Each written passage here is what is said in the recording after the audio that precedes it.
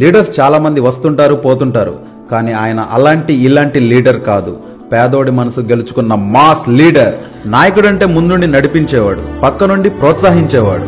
తన పక్కన ఉన్న వాళ్ళకి, తనని నమ్ముకున్న వాళ్ళకి ఏ కష్టం వచ్చినా ఎంత దూరమైన వెళ్లి తన వాళ్ళ వెన్నంటే ఉండి కాపాడుకునేవాడు. తను సమాజానికి మంచి చేద్దామని ముందడుగు వేస్తే తనతో కొన్ని వందల వేల అడుగులు ముందుకు సాగాయి. ఆస్తులు పోగొట్టుకున్న ఆశయానికి కట్టుబడిన నాయకుడు. అలాంటి నాయకుడు కథే ఈరోజు మనం తెలుసుకోబోతున్నాం.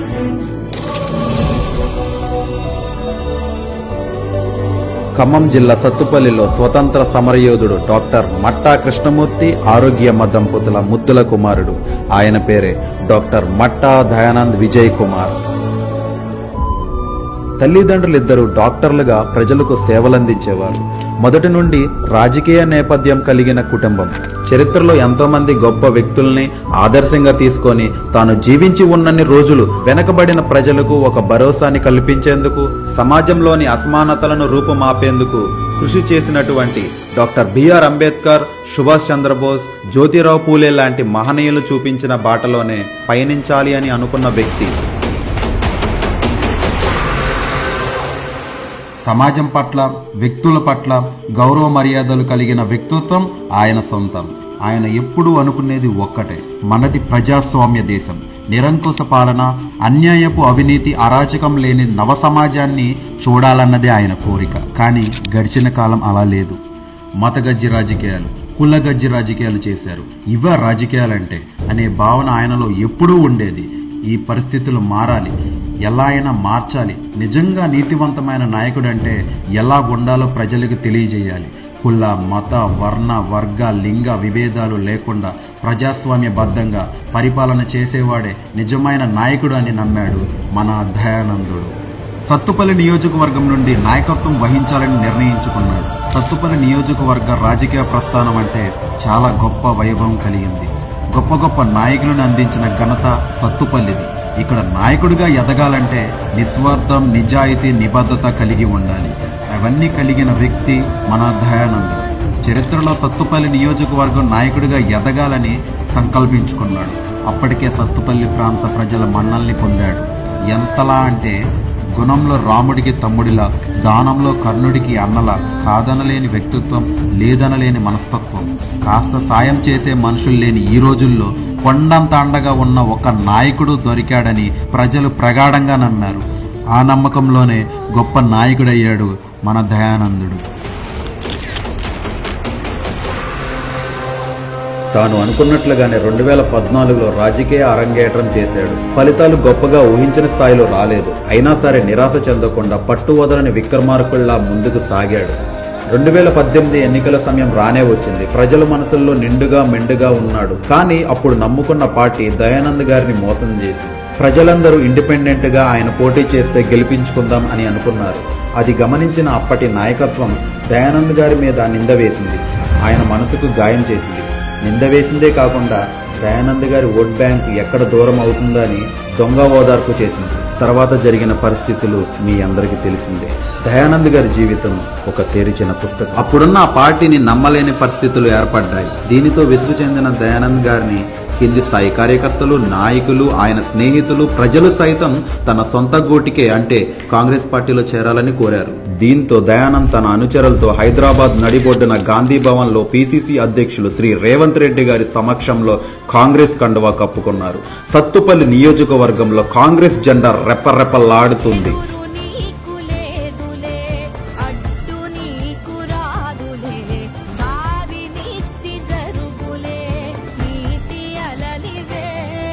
ప్రజల్లో ఈసారి దయానంద్ గారు విజయం ఎవరూ ఆపలేరని చర్చలు మొదలైంది.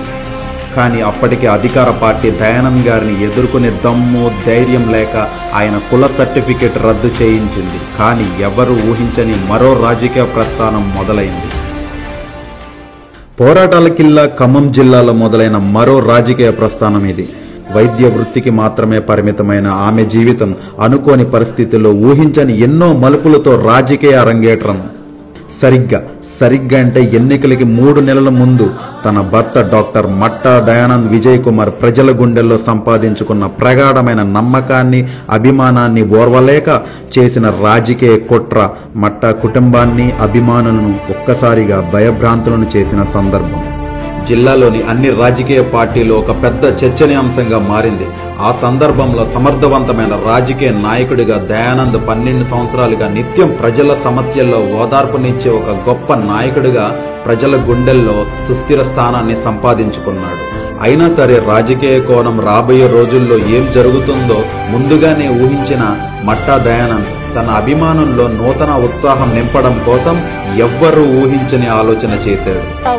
కాంగ్రెస్ నాకు గనక ఇబ్బంది అయితే మా వైపు రాగమే ఖచ్చితంగా పోటీ చేస్తానని తెలియజేస్తాను. తన భార్య అయినటువంటి డాక్టర్ మట్టా రాగమైని ఎమ్మెల్యే అభ్యర్థిగా బరిలో దించారు.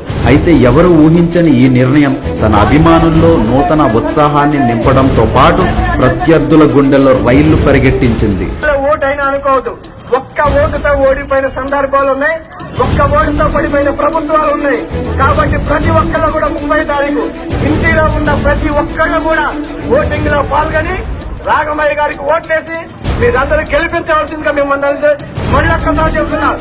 ప్రతి ఇంటిలో అందరూ కూడా పోలింగ్ కేంద్రానికి వెళ్లి ఓటేసి రాగమయ్య గారిని గెలిపించాలని చెప్పి మళ్ళొక్కసారి కూడా మీ అందరికీ తెలియజేస్తున్నారు. సత్తుపల్లి నియోజకవర్గంలో రాబోయే రోజుల్లో ఏం జరుగుతుందో, కాంగ్రెస్ పార్టీ సీటు ఎవరికి కేటాయిస్తుందో ఎవరు ఊహించే పరిస్థితి లేదు. కానీ ప్రజలందరి నోట ఒకటే మాట, దయానంద్ గారి కుటుంబానికి సీటిస్తే గెలుస్తుంది అనే నినాదం సత్తుపల్లి నియోజకవర్గం దాటి ఖమ్మం జిల్లా వ్యాప్తంగా యావత్ తెలంగాణ రాష్ట్రం దాటి ఢిల్లీ కంచుకోటకు చేరింది.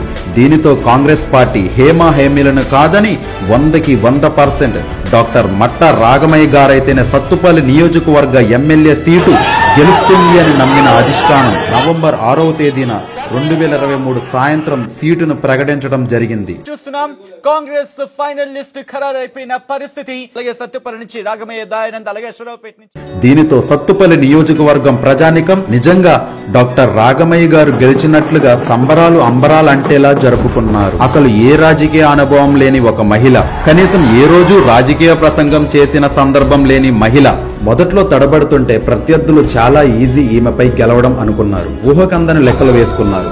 ఈమెకి మాట్లాడడం రాదు, వీళ్ళ దగ్గర ధనబలం లేదు అని తక్కువ అంచనా వేశారు.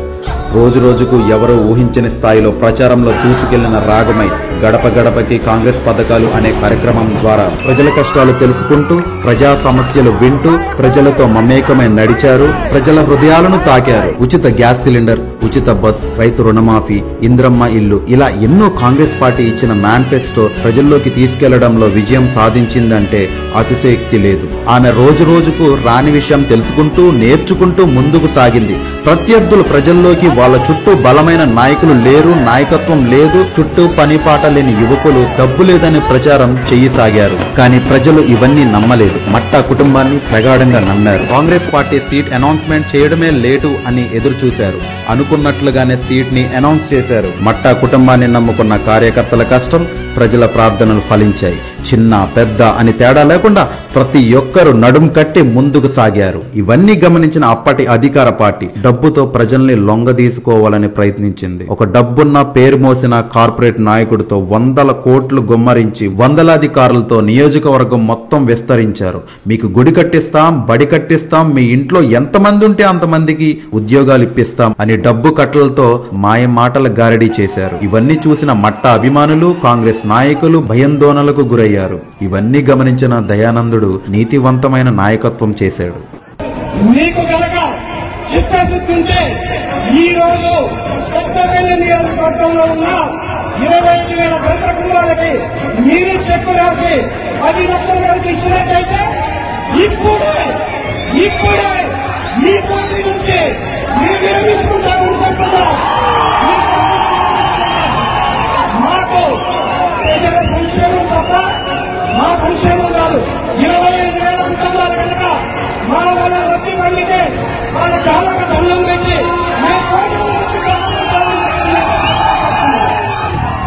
ఆ ఒక్క డైలాగ్తో ప్రజలంతా దయానంద్ గారి వైపు నిలబడ్డారు. అనుకున్నట్లుగానే ఎలక్షన్ జరిగే రోజు రానే వచ్చింది. నవంబర్ 30. ఎవ్వరూ మర్చిపోలేని రోజు. గ్రామ స్థాయి నుండి పట్టణ స్థాయి వరకు ఎన్నో గొడవలు, విధ్వంసాలు సృష్టించారు. అయినా సరే ఏ ఒక్కరూ తగ్గలేదు. 12 సంవత్సరాల కల చెదరనిస్తామా?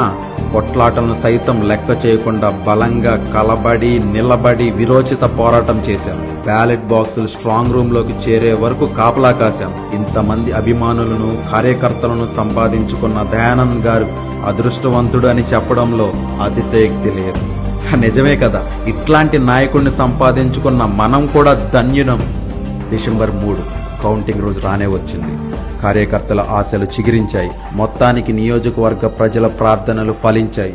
మట్టా కుటుంబ ఆకాంక్ష నెరవేరింది. తెలంగాణ అసెంబ్లీ ఎన్నికల్లో సత్తుపల్లి నియోజకవర్గం నుంచి పోటీ చేస్తున్న మట్టా రాగమయ్యి గారు గెలుపొందారు.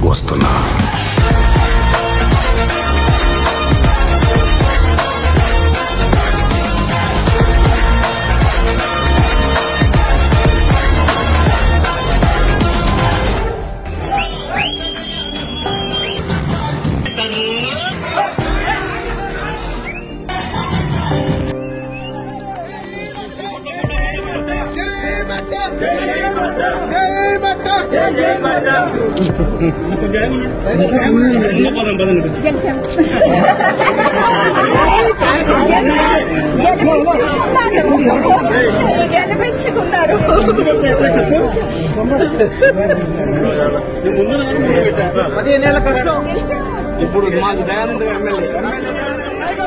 చివరిగా దయానంద్ గారు ఎన్నో అవమానాలు చూశారు. పడ్డాడు, లేచాడు, ఏడ్చాడు, నవ్వాడు. కానీ మా కాలర్ మాత్రం ఏ రోజు కిందకి దిగనివ్వలేదు. అది మా నాయకుడంటే.